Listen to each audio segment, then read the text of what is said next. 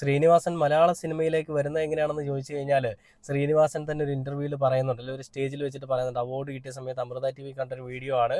അതായത് പറയുന്നത് ഇങ്ങനെയാണ്: ഞാൻ ആദ്യമായിട്ട് സിനിമയിലേക്ക് അവസരം ചോദിച്ച് ഒരുപാട് ആളുകളെ ബന്ധപ്പെട്ടു.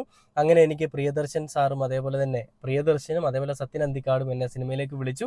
സിനിമയിൽ ഞാൻ ചെന്നിട്ട് എൻ്റെ റോൾ ഏതാണെന്ന് ചോദിച്ചപ്പോൾ അവർ പറഞ്ഞത്, തനിക്കിഷ്ടമുള്ള റോൾ ചെയ്യാം, പക്ഷെ ഒരൊറ്റ പ്രശ്നമേ ഉള്ളൂ, തിരക്കഥയില്ല. തിരക്കഥ ഉണ്ടാക്കുകയാണെന്നുണ്ടെങ്കിൽ തനിക്ക് ഇഷ്ടമുള്ള സിനിമയിൽ അല്ല തനിക്ക് ഇഷ്ടമുള്ള റോള് അവിടെ ചെയ്യാൻ പറ്റുമെന്നാണ് പറഞ്ഞത്. അങ്ങനെ പറഞ്ഞ് അപ്പോഴാണ് പേന എടുത്തുകൊണ്ട് അദ്ദേഹം ഒരു തിരക്കഥയ്ക്ക് വേണ്ടിയിട്ട് മുന്നിലേക്ക് ഇറങ്ങിയത്.